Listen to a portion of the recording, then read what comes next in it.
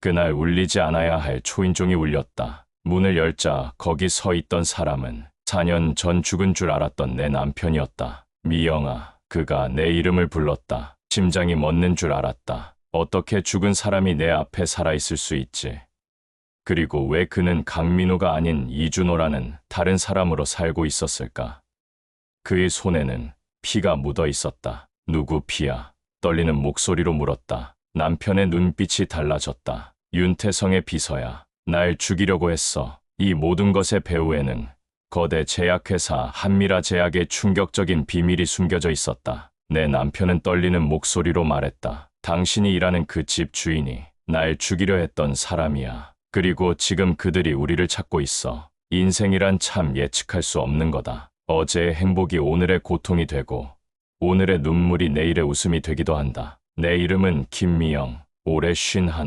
누군가에겐 평범한 가정주부일 뿐이지만 4년 전부터는 세 개의 집을 오가며 가사도우미로 일하고 있다. 비가 내리던 그날 내 인생에서 가장 암흑 같은 순간이 찾아왔다. 남편 강민우가 출장 가는 길에 교통사고로 목숨을 잃었다는 전화를 받았다. 경찰은 그의 차가 가드레일을 들이받고 강으로 추락했다고 했다. 시신은 발견되지 않았지만 강물에 휩쓸려 갔을 거라 추정했다. DNA 검사 결과 차 안에서 나온 혈흔이 민우의 것이었고 경찰은 익사 추정 사망 판정을 내렸다. 장례식 날 비는 더 거세게 내렸다. 관 속에는 민우의 옷과 사진 그리고 그가 늘 가지고 다니던 회중 시계가 전부였다. 시어머니는 정신을 잃으셨고 대학생이던 딸 지은이는 눈물조차 흘리지 못한 채 얼어붙어 있었다. 그날의 기억은 아직도 선명하다. 산산이 부서진 가족, 그리고 앞으로 어떻게 살아가야 할지에 대한 막막함, 하루하루가 고통의 연속이었다. 민우가 남긴 보험금은 시어머니의 병원비로 금세 바닥났다. 그녀는 남편을 잃은 충격으로 치매 증세가 급격히 악화되었다. 내게는 두 가지 선택지뿐이었다. 무너지거나 아니면 일어서거나. 사무직으로 일하던 나는 더 많은 수입을 위해 가사도우미로 전향했다. 솔직히 말하면 처음엔 자존심이 많이 상했다. 대학까지 나온 내가 남의 집 화장실 청소를 하고 있다니. 하지만 시간이 지나며 이 일에도 보람을 느끼게 됐다. 특히 내가 청소한 집이 반짝반짝 빛날 때, 그리고 고객들이 진심으로 고마워할 때. 가장 힘든 건 밤이었다. 민우와 함께했던 20년의 기억들이 밀려오는 그 시간. 처음 만났을 때 그가 꽃을 들고 떨리는 목소리로 고백했던 순간. 지은이가 태어났을 때 병원 복도에서 뛰어다니며 기뻐하던 모습. 소소한 일상의 행복들. 그 모든 추억이 이제는 가시처럼 가슴을 찔렀다. 그렇게 4년이 흘렀다. 나는 새 집을 오가며 일했다. 강남의 신혼부부 집, 분당의 노부부 집, 그리고 3개월 전부터 시작한 송파구 타워팰리스의 윤태성 사장 집. 윤태성은 한미라 제약의 CEO였다. 그의 집은 명품으로 가득했고 비서와 운전기사까지 있었다. 부인은 항상 화려하게 차려입고 요가나 명상 수업에 다녔다. 월요일은 강남, 수요일은 분당, 금요일은 송파구. 그게 내 일상이었다. 그날도 달라질 것 없는 하루가 시작되는 줄 알았다. 새 고객의 문의가 들어왔고 나는 다음 날 상담하기로 했다. 송파구 근처 아파트였다. 특별한 점은 없었다. 적어도 그 전화가 오기 전까지는. 그날도 평소와 같은 일상이었다. 새로운 고객의 집을 방문하는 날이었다. 잠실 현대아파트. 문패에는 이준호라고 적혀 있었다. 초인종을 누르고 기다렸다. 그리고 문이 열렸을 때 내 인생은 완전히 뒤바뀌었다. 미영아, 죽은 줄 알았던 내 남편이 살아있었다. 그것도 이준호라는 이름으로. 민우, 어떻게? 심장이 터질 것 같았다. 다리에 힘이 풀려 그 자리에 주저앉고 말았다. 민우는 재빨리 나를 안으로 이끌었다. 집 안은 깔끔했지만 어딘가 쓸쓸해 보였다. 혼자 사는 사람의 공간 특유의 적막함이 느껴졌다. 벽에 걸린 한 장의 사진, 우리 가족 사진이었다. 4년 전 제주도 여행 때 찍은. 살아있었어. 4년 동안. 도대체 어떻게? 그 느끼는 내게 민우는 손수건을 건넸다. 그의 손이 떨리고 있었다. 그리고 무언가 이상했다. 그의 손에 피가 묻어 있었다. 이게 무슨? 진정해. 미영아, 설명할게. 하지만 시간이 없어. 그는 욕실로 가서 손을 씻었다. 물이 빨갛게 변했다. 누구 피야 그건? 윤태성의 비서야. 날 죽이려고 했어. 충격 위에 공포가 덮쳤다. 민우는 재빨리 방으로 가서 가방을 깽냈다. 노트북과 서류 뭉치, 그리고 권총까지. 내 눈이 커졌다. 그건 어디서? 들어봐. 미영아, 내가 살아있다는 사실 아무에게도 말하면 안 돼. 특히 지은이와 어머니에게도. 무슨 소리야? 너 죽은 줄 알고 얼마나 슬퍼했는데. 지은이가, 어머니가 얼마나. 알아. 미안해. 하지만 내가 죽은 척한 데는 이유가 있어. 민우는 흥분한 상태였다. 방안을 왔다 갔다 하며 이야기를 시작했다. 민우는 한미라 제약의 수석 연구원이었다. 10년간 개발해온 그들의 주력 신약 네오하트가 심각한 부작용을 일으킨다는 사실을 발견했다. 간 괴사, 그것도 상당히 높은 확률로. 3상 임상실험 데이터를 분석하던 중 이상한 점을 발견했다고 했다. 데이터가 조작되어 있었다. 일부 환자들의 간 수치가 심각하게 상승했는데 그 데이터가 누락되어 있었어. 따로 보관된 원본 자료를 찾아보니 충격적인 사실이 드러났지. 민우는 즉시 연구소장 김현석에게 보고했다. 하지만 돌아온 건 침묵과 무시였다. 김 소장은 내 보고서를 받고 윤태성에게 바로 보고했어. 그리고 다음 날 그는 날 자기 사무실로 불렀지. 김 박사, 우리 회사가 네오아트에 얼마나 투자했는지 알아요? 1조 5천억입니다. FDA 승인도 코앞이고 글로벌 시장 진출 직전이에요. 당신이 발견한 작은 문제가 이 모든 걸 망칠 순 없어요. 민우는 그게 작은 문제가 아니라고 항변했다. 환자들의 목숨이 위험했다. 하지만 김 소장은 이렇게 말했다고 한다. 모든 약에는 부작용이 있어요. 위험이익 비율을 고려해야죠. 네오아트는 심장질환 환자들에게 혁명적인 치료법이에요. 그건 거짓말이었어. 네오아트의 효과는 기존 약물과 크게 다르지 않았거든. 다만 매출이 엄청날 뿐. 민우는 내부 고발을 결심했다. 하지만 그 사실이 CEO 윤태성에게 알려졌다. 어느 날 퇴근길, 민우는 주차장에서 검은 세단에 탄 두 남자에게 납치당했다. 그들은 그를 한강변 한적한 곳으로 데려갔다. 윤태성이 직접 나타났어. 그는 친절하게 말했지.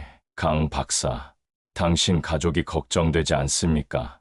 아내 김미영 씨, 딸 강지은 양, 그리고 병약한 어머니. 그날 밤 이후 민우는 우리 가족의 안전을 위해 약물 피해 사실을 폭로하려던 계획을 접었다. 회사를 그만두고 조용히 지내기로 했다. 하지만 그들은 민우를 가만두지 않았다. 그가 아직도 증거를 가지고 있다고 생각했던 것 같다. 출장을 가는 날, 고속도로에서 검은 차가 그를 추격했다. 의도적으로 들이받았고 민우의 차는 가드레일을 뚫고 강으로 추락했다. 차가 물에 잠기기 시작했을 때 난 안전벨트를 풀고 필사적으로 창문을 깼어. 강물은 차가웠고 물살이 거셌지. 하지만 살아남았어. 민우는 강하류 3km 지점에서 간신히 기슭으로 올라왔다. 그의 지갑과 휴대폰은 모두 강물에 휩쓸려갔고 그는 부상을 입은 채 도움을 청했다. 그때 뉴스를 봤다고 한다. 자신의 차가 발견되었고 경찰이 수색 중이라는 내용이었다. 그 순간 깨달았어. 이게 기회라고. 내가 살아있다는 걸 아무도 모른다면 한미라 제약의 감시에서 벗어나 증거를 모을 수 있을 거라고. 민우는 지인의 도움으로 가짜 신분증을 만들었다. 이준호라는 새 이름으로 그는 은밀히 약물 피해자 모임을 찾아다녔다. 네오아트 초기 임상 참여자들 중 간 손상을 입은 이들을 만났다. 그들의 이야기를 기록했고 증거를 모았다. 4년 동안 이렇게 숨어 지냈어. 네오아트의 피해자들을 찾고 회사의 은폐 과정 자료를 수집했지. 그리고 마침내 내부자를 찾았어. 한미라 제약의 품질관리부 직원 서재훈. 그는 양심의 가책을 느끼고 있었고 민우에게 중요한 정보를 제공했다. 윤태성이 네오아트의 부작용을 알면서도 이를 은폐한 내부 이메일과 회의록. 하지만 결정적인 증거는 윤태성의 개인 금고에 있어. 서재훈이 그 사실을 알려줬지. 윤태성은 모든 중요 문서를 디지털화해서 암호화된 하드드라이브에 보관한대. 민우의 계획은 그 하드드라이브를 확보하는 것이었다. 그러나 접근이 쉽지 않았다. 윤태성의 자택 서재 금고에 보관되어 있었다. 그리고 우연히 내가 가사도우미로 일한다는 소식을 들었을 때 기회라고 생각했어. 민우는 친구를 통해 내가 어떤 일을 하는지 알아냈다. 그리고 놀랍게도 내가 일하는 집 중 하나가 바로 윤태성의 집이었다. 우연이라기엔 너무 기묘한 일이었다. 그게 우연이 아니었어. 미영아, 윤태성이 널 의도적으로 고용한 거야. 널 통해 내가 정말 죽었는지 확인하려고. 충격이 충격을 덮쳤다. 지난 3개월간 내가 청소하던 그 호화로운 집. 그곳의 주인이 내 남편을 죽이려 했던 사람이라니. 그리고 그는 나를 이용해 민우를 감시하려 했다. 어떻게 알아? 서재훈이 알려줬어. 윤태성이 날 계속 추적하고 있었대. 내가 죽지 않았을 가능성을 항상 염두에 두고 있었던 거지. 그래서 널 고용한 거야. 내 행동을 분석해서 내가 접촉했는지 확인하려고. 머리가 어지러웠다. 민우의 이야기가 사실이라면 나는 지난 3개월간 적의 소굴에서 일한 셈이었다. 오늘 아침에 무슨 일이 있었던 거야? 그 피는. 민우는 깊게 한숨을 내쉬었다. 서재훈이 위험해. 그가 내부 정보를 유출했다는 사실이 발각됐어. 오늘 아침 윤태성의 비서 박태준이 여기로 왔어. 서재훈이 내게 연락한 흔적을 발견한 모양이야. 몸싸움이 벌어졌고. 죽였어? 아니, 기절시켰을 뿐이야. 하지만 시간이 없어. 그들이 곧 여기로 올 거야. 민우는 노트북을 열고 파일들을 보여주었다. 네오하트 임상실험 원본 데이터, 조작된 보고서, 윤태성의 이메일 일부. 하지만 아직 결정적인 증거는 부족했다. 윤태성의 암호화된 하드드라이브. 그걸 확보해야 해. 서재훈에 따르면 윤태성은 모든 결정적 증거를 거기 보관하고 있대. FDA에 제출한 위조 문서 원본, 피해자 합의금, 지급 내역, 내 사고를 지시한 문서까지. 그 하드는 어디 있는데? 윤태성의 자택 서재 금고 안에. 비밀번호는 41. 그의 첫 회사 설립일이야. 민우는 내 손을 잡았다. 그의 손이 차갑게 느껴졌다. 미영아, 널 위험에 빠뜨리고 싶지 않아. 하지만 내 도움이 필요해. 내가 아니면 그 금고에 접근할 방법이 없어. 복잡한 감정이 밀려왔다. 4년간 죽은 줄 알았던 남편이 살아 돌아왔고 그는 나에게 위험한 일을 부탁하고 있었다. 하지만 그의 눈에서 진실을 봤다. 민우는 변하지 않았다. 정의감 넘치고 옳은 일을 위해 자신을 희생할 수 있는 사람. 윤태성은 언제 집에 없어? 내일 아침. 그는 오전 7시에 인천공항으로 출국해. LA에서 열리는 제약 컨퍼런스 때문에 부인은 항상 아침 9시에 요가를 하러 나가잖아. 그의 말에 놀랐다. 그는 어떻게 윤태성 부인의 일정을 알고 있을까? 널 지켜봤어. 멀리서. 안전한지 확인하고 싶었어. 그리고 보고 싶었어. 눈물이 흘렀다. 그가 죽었다고 생각하던 4년 동안 그는 나를 지켜보고 있었다니. 이제 어떻게 해야 하는데? 내일 평소처럼 윤태성의 집에 가. 9시 30분. 그의 부인이 요가 수업에 가면 서재로 가서 금고를 열어. 하드드라이브만 가져와. 다른 건 건드리지 마. 그리고 즉시 나가. 내가 아파트 앞에서 기다릴게. 머릿속은 혼란스러웠다. 하지만 결심했다. 알았어. 해볼게. 그날 밤 우리는 더 많은 이야기를 나눴다. 지은이가 어떻게 자랐는지, 시어머니의 병세가 어떤지. 민우는 모든 것을 알고 싶어 했다. 그의 눈에 눈물이 고였다. 4년의 세월, 그는 가족과 함께하지 못했다. 이튿날 아침, 나는 평소와 같이 윤태성의 집을 방문했다. 가슴이 미친 듯이 뛰었다. 현관 비밀번호를 누르고 들어갔다. 윤태성은 예상대로 출장 중이었고 그의 부인은 나를 반갑게 맞았다. 어서 오세요. 김씨, 오늘은 서재 좀 신경 써주세요. 먼지가 많더라고요. 부인은 9시 정각에 요가복으로 갈아입고 나갔다. 집에는 나 혼자뿐이었다. 그런데 갑자기 초인종이 울렸다. 심장이 멎는 줄 알았다. 현관 모니터를 확인했다. 택배였다. 안도의 한숨을 쉬며 문을 열었다. 윤태성님 댁이세요? 특급 우편입니다. 네.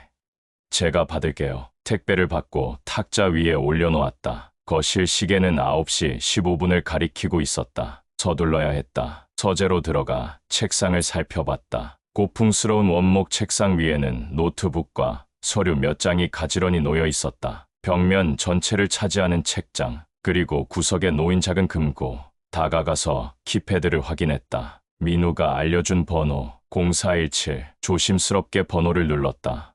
찰칵. 금고 문이 열렸다. 안에는 현금 다발, 문서 봉투, 그리고 작은 하드드라이브가 있었다. 검은색 외장하드. 조심스럽게 그것만 꺼내 가방에 넣었다. 금고 문을 닫고 원래 상태로 돌려놓았다. 현관으로 향하는데 갑자기 문이 열리는 소리가 들렸다. 누군가 들어오고 있었다. 심장이 터질 것 같았다. 재빨리 화장실로 몸을 숨겼다. 여보, 까먹은 게 있어서.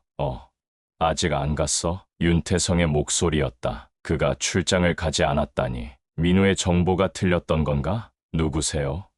김씨, 어디 계세요? 발소리가 가까워졌다. 화장실 문을 두드리는 소리. 김씨, 거기 있어요? 심호흡을 하고 문을 열었다. 네, 사장님, 화장실 청소 중이었어요. 윤태성은 의심스러운 눈초리로 나를 바라봤다. 출장 안 가셨어요? 일이 생겨서 다음 주로 미뤘어요. 부인은 요가 갔나요? 네, 방금 나가셨어요? 그래요. 김씨, 서재는 청소하셨나요? 가슴이 내려앉았다. 그가 알고 있는 걸까? 아직이요. 화장실부터 하고 있었어요. 오늘은 서재 안 하셔도 돼요. 제가 중요한 서류들을 정리하고 있어서요. 네, 알겠습니다. 윤태성은 서재로 들어갔다. 내 가방 안에는 그의 하드드라이브가 있었다. 어떻게 나가지? 생각에 잠겨 있을 때 초인종이 다시 울렸다. 윤태성이 현관으로 나왔다. 모니터를 확인하고는 인상을 찌푸렸다. 박 비서네, 왜 이렇게 일찍 왔지?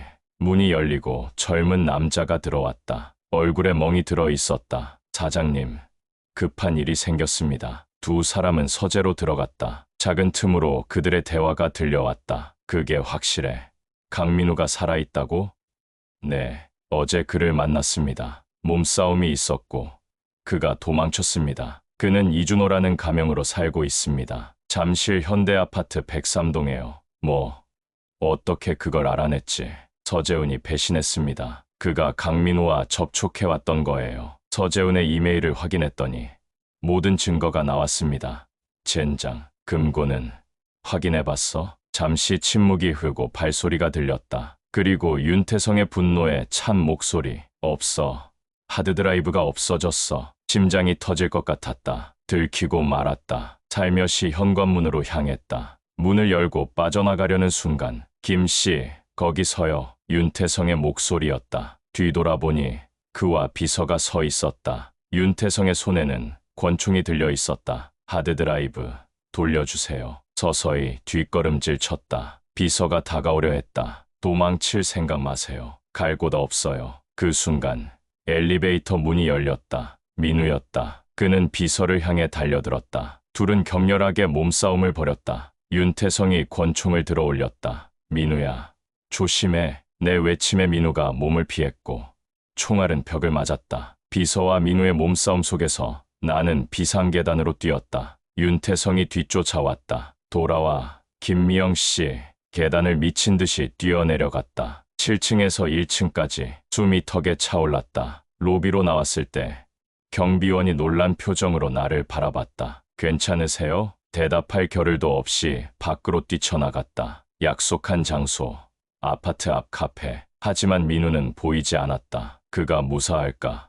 공포가 엄습했다. 그때 검은 세단이 내 앞에 멈춰 섰다. 창문이 내려가고 민우의 얼굴이 보였다. 그의 입술에서 피가 흐르고 있었다. 차에 올라타자마자 민우는 엑셀을 밟았다. 차가 빠르게 달려나갔다. 하드드라이브 가져왔어? 가방에서 하드드라이브를 꺼냈다. 민우의 눈이 빛났다. 해냈구나. 뒤에서 경적 소리가 들렸다. 백미러로 확인하니 검은 차가 우리를 추격하고 있었다. 윤태성이야, 더 빨리 가. 민우는 속도를 높였다. 차는 위험할 정도로 빠르게 달렸다. 그는 골목길로 들어가 추격자를 따돌리려 했다. 한 번, 두 번 방향을 바꿨지만 검은 차는 끈질기게 따라왔다. 안 돼.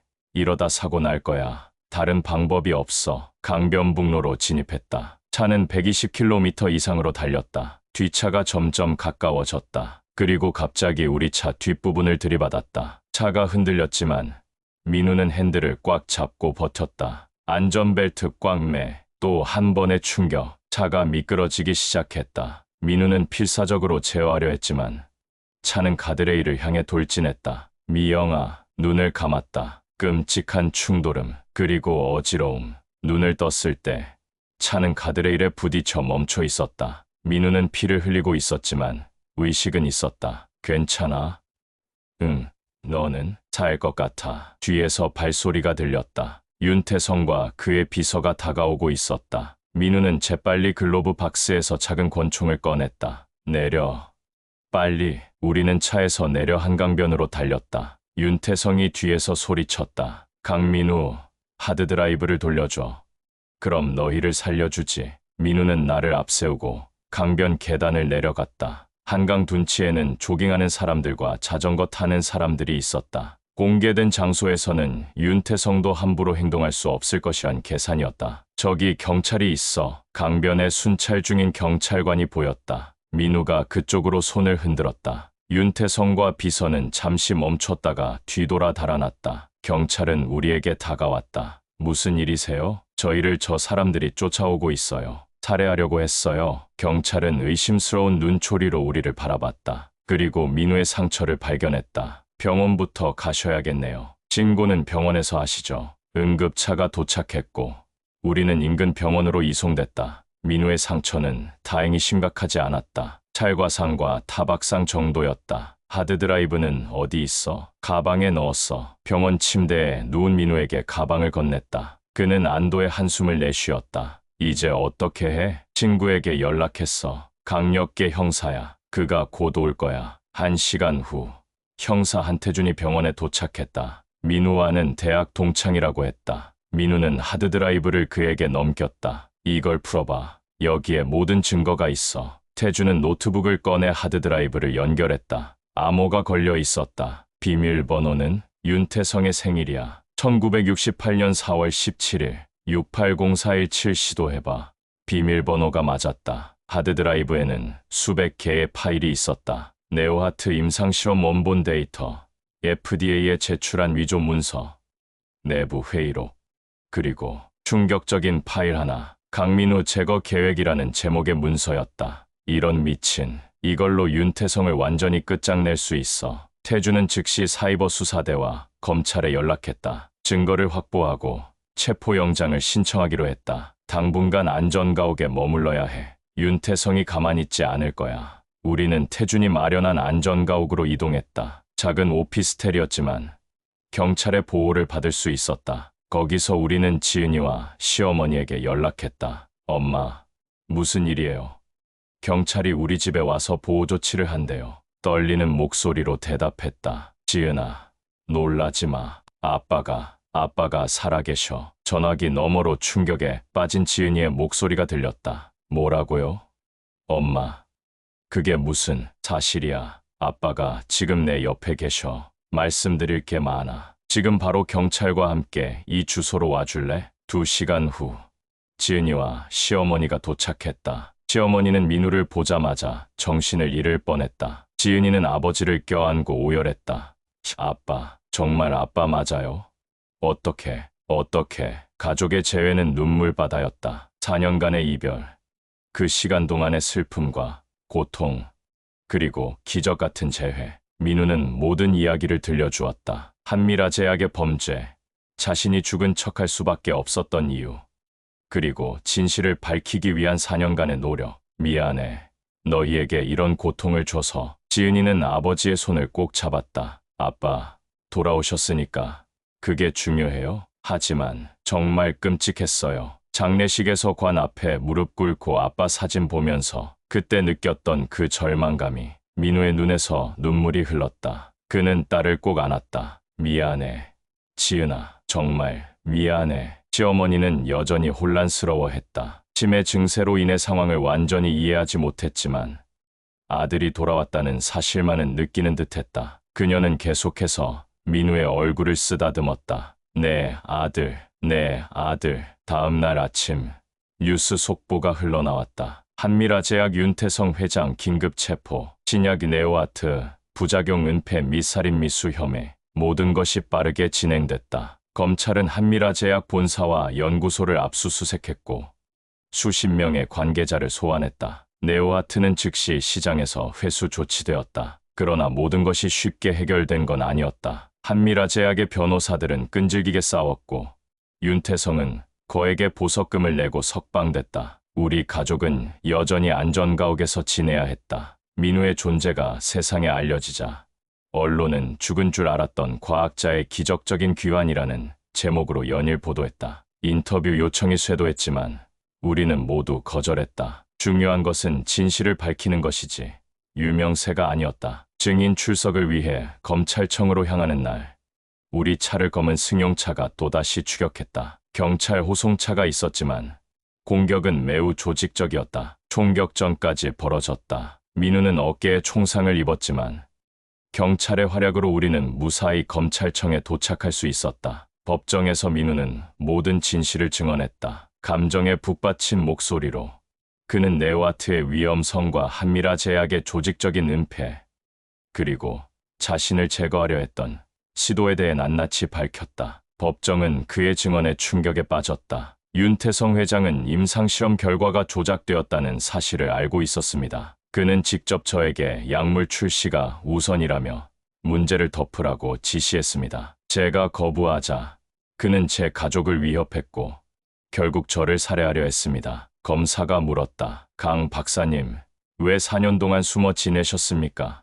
왜 즉시 경찰에 신고하지 않으셨나요? 윤태성의 영향력이 두려웠습니다. 그는 정치인, 고위 공무원들과 깊은 유착 관계가 있었고 경찰 내부에도 그의 사람들이 있다고 협박했습니다. 제 가족의 안전이 최우선이었습니다. 그리고 민우는 결정적인 증거를 제출했다. 하드드라이브에서 발견된 모든 자료들, 특히 강민우 제거 계획이라는 문서가 법정에 공개되자 방청객들 사이에서 술렁임이 일었다. 윤태성의 변호사는 필사적으로 반박했다. 이 모든 증거는 조작되었을 가능성이 있습니다. 강민우 씨는 회사에 대한 복수심으로 이런 음모를 꾸몄을 수 있습니다. 그러나 디지털 포렌식 전문가의 증언이 이어졌다. 해당 파일들의 메타데이터와 생성 시간, 수정 이력을 분석한 결과 조작의 흔적은 발견되지 않았습니다. 이 파일들은 윤태성 회장의 개인 컴퓨터에서 작성된 것이 확실합니다. 피해자들도 법정에 섰다. 네오아트로 인해 간 이식 수술을 받아야 했던 환자들,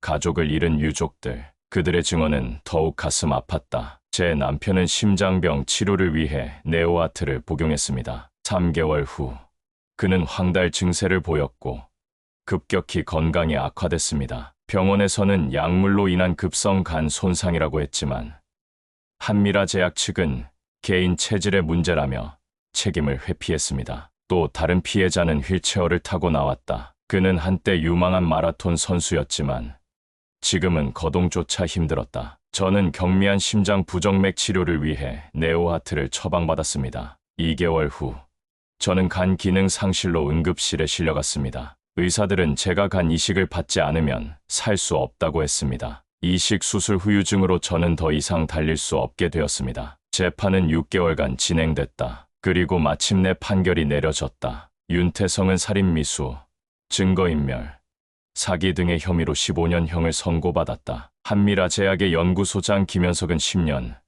그 외 관계자들도 각각 실형을 선고받았다. 네오아트는 전 세계적으로 리콜됐고 피해자들에게는 총 3천억 원의 배상금이 지급되기로 했다. 민우는 법적으로 자신의 신분을 회복했다. 사망 판정이 취소되었고 그는 강민우로 공식적으로 돌아왔다. 하지만 우리의 투쟁은 끝나지 않았다. 윤태성은 항소했고 여전히 강력한 인맥을 통해 압력을 행사하고 있었다. 익명의 협박 전화가 계속 걸려왔고 민우를 향한 음해성 기사들이 일부 언론에 실렸다. 민우야, 이거 봤어? 어느 날 아침 한 신문 기사를 보여줬다. 강민우, 과연 영웅인가 사기꾼인가? 그의 숨겨진 과거라는 제목의 기사였다. 윤태성의 지시야. 항소심에 영향을 미치려는 거지. 민우는 담담하게 말했지만 그의 눈에 피로가 보였다. 그는 매일 밤 악몽에 시달렸다. 4년간의 도피 생활, 그리고 지금의 투쟁, 모든 게 그를 지치게 했다. 지은이가 방에 들어왔다. 그녀는 법대생이었고 아버지의 사건을 계기로 제약 관련 법률에 관심을 갖게 되었다. 아빠, 제가 조사해봤는데요. 이 기사 쓴 기자가 예전에 한미라 제약 홍보팀에서 일했대요. 윤태성이 돈을 건네줬을 가능성이 크죠. 민우는 약하게 웃었다. 내 딸이 이렇게 똑똑했나? 어른이 됐구나. 지은이는 아버지 옆에 앉았다. 아빠, 포기하지 마세요. 우리가 이길 거예요. 진실은 언제나 이기니까요. 민우의 눈에 눈물이 고였다. 그는 딸의 손을 꼭 잡았다. 1년 후 대법원에서 최종 판결이 내려졌다. 윤태성의 유죄가 확정됐다. 15년형 항소심에서도 원심이 유지된 것이다. 언론은 세기의 제약 스캔들로 보도했고 이 사건을 계기로 약물 안전에 관한 법률이 강화됐다. 민우는 약물 안전을 연구하는 독립연구소를 설립했다. 제약회사의 부작용 은폐를 감시하고 환자 안전을 최우선으로 하는 기관이었다. 지은이는 아버지의 연구소에서 인턴으로 일하기 시작했다. 법학을 공부하고 있던 그녀는 제약 관련 법률 분야로 진로를 정했다고 했다. 나는 가사도우미 일은 그만뒀다. 대신 약물 피해자 지원단체에서 일하기 시작했다. 내 경험이 다른 피해자, 가족들에게 도움이 되길 바랐다. 하지만 트라우마는 쉽게 사라지지 않았다. 민우는 종종 악몽에 시달렸고 나 역시 갑작스러운 소음에 놀라곤 했다. 문을 열 때마다 윤태성이나 그의 부하들이 기다리고 있을까봐 두려웠다. 가족 상담을 통해 우리는 천천히 상처를 치유해 나갔다. 어느 날 민우는 괴로운 표정으로 내게 말했다. 미영아, 가끔 생각해. 내가 옳은 결정을 한 건지. 4년 동안 숨어 지내면서 너희에게 그런 고통을 줬는데 그의 어깨를 안았다. 민우야, 넌 옳은 일을 했어. 내가 용기를 내지 않았다면 더 많은 사람들이 피해를 입었을 거야. 넌 수많은 생명을 구한 거야. 하지만 그 대가로 우리는 지금 함께 있잖아. 그게 중요해. 2년이 지난 어느 봄날 한강이 내려다 보이는 카페에서 우리 가족은 오랜만에 여유로운 시간을 보내고 있었다. 지은이는 대학원을 졸업하고 약사법 개정안 작업에 참여하게 됐다고 했다. 시어머니의 건강도 많이 호전됐다. 힘들었지. 민우가 내 손을 잡았다. 내가 곁에 없는 게 더 힘들었어. 미안해. 그 모든 시간 동안 너와 함께하지 못해서. 중요한 건 지금이야. 내가 돌아왔다는 거. 창밖으로 한강의 물결이 반짝였다. 4년 전 이 강물이 민우의 목숨을 앗아갔다고 생각했다. 하지만 이제 그 강물은 새로운 시작을 비추고 있었다. 그 하드드라이브가 없었다면 모든 게 달라졌을 거야. 민우가 말했다. 내가 그날 용기를 내지 못했다면 말이야. 운명이었나 봐. 지은이가 커피를 마시며 말했다. 모든 게 우연인 것 같지만 사실은 필연이었던 거죠. 엄마가 윤태성의 집에서 일하게 된 것도, 아빠를 다시 만난 것도, 시어머니는 아들의 손을 잡고 있었다. 그녀는 치매가 많이 진행됐지만 아들이 돌아온 후 증상이 완화된 것 같았다. 때로는 혼란스러워하지만 민우를 볼 때만큼은 그녀의 눈이 선명하게 빛났다. 내 아들이 돌아왔어. 그녀는 매일 같은 말을 반복했다. 하지만 우리는 지치지 않고 대답했다. 네, 어머니, 민우가 돌아왔어요. 이젠 다 같이 있을 거예요. 인생은 그 강물처럼 때론 거칠고 때론 잔잔하다. 우리가 건너야 할 파도가 또 있을지도 모른다. 사실 민우의 연구소에 대한 압력은 여전히 존재했다. 거대 제약회사들은 그의 활동을 달가워하지 않았고 종종 협박 전화나 이메일이 오기도 했다. 하지만 이제 우리는 함께다. 진실을 위해 싸웠고 그 진실이 우리를 자유롭게 했다. 민우는 더 이상 숨지 않았다. 그는 자신의 이름으로 당당하게 살아가고 있었다. 네오아트 피해자 협회에서 연락이 왔어. 민우가 말했다. 다음 달에 국제 컨퍼런스가 열린대. 약물 안전에 관한 내용인데 내게 기조연설을 부탁했어. 멋지네요, 아빠. 지은이가 환하게 웃었다. 저도 같이 가요. 법적 측면에서 발표할 내용이 있어요. 가족이 함께 나아가는 모습에 가슴이 뭉클했다. 한때는 모든 것이 끝났다고 생각했다. 남편을 잃고 희망을 잃고. 하지만 지금 우리는 더 강해져 돌아왔다. 민우의 휴대폰이 울렸다. 그는 전화를 받고 잠시 대화를 나눈 후 표정이 심각해졌다. 무슨 일이야? 윤태성이 감옥에서 나온 거야? 아니, 교도소에서 숨졌대. 간암이었어. 침묵이 흘렀다. 우리의 고통을 초래한 사람이었지만 삶의 마지막을 감옥에서 맞이했다는 사실이 무겁게 다가왔다. 그는 자신이 만든 약의 위험성을 알면서도 다른 이들에게 강요했어. 그리고 결국 자신도 그 질병으로 세상을 떠났군. 민우의 목소리에는 분노보다는 씁쓸함이 묻어났다. 복수심 같은 건 없어? 내가 물었다. 처음엔 있었지.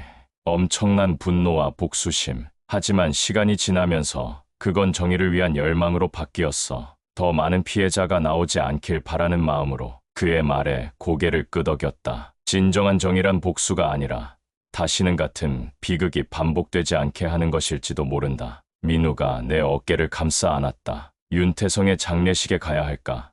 마지막 인사라도. 내가 가고 싶다면 함께 가자. 그날 저녁 우리는 장례식장을 찾았다. 많은 사람들이 몰려 있었지만 진심으로 슬퍼하는 이는 많지 않아 보였다. 거대 기업의 총수였으니 대부분은 의무감이나 사업적 관계로 온 듯했다. 우리가 들어서자 모두의 시선이 쏠렸다. 윤태성에게 희생당했던 사람이 장례식에 참석한 것이다. 불편한 침묵이 흘렀다. 윤태성의 부인이 다가왔다. 여기 왜 오셨어요? 그녀의 목소리에는 분노가 묻어 있었다. 하지만 민우는 차분하게 대답했다. 마지막 인사를 하러 왔습니다. 모든 것에는 끝이 있어야 하니까요. 당신 때문에 남편이 아닙니다. 윤 사장님은 자신의 선택 때문에 그렇게 됐습니다. 저는 단지 진실을 말했을 뿐입니다. 우리는 묵념을 하고 장례식장을 떠났다. 밖으로 나오자 봄비가 내리고 있었다. 우산도 없이 걸었지만 그 빗물이 오히려 우리를 정화하는 것 같았다. 이제 정말 끝났네. 민우가 말했다. 이제 우리 가족의 새로운 시작이야. 카페를 나와 한강변을 따라 걸었다. 봄바람이 우리 가족을 감쌌다. 4년 만에 우리는 다시 온전한 가족이 되었다. 민우는 지은이와 이야기하며 앞서 걸었고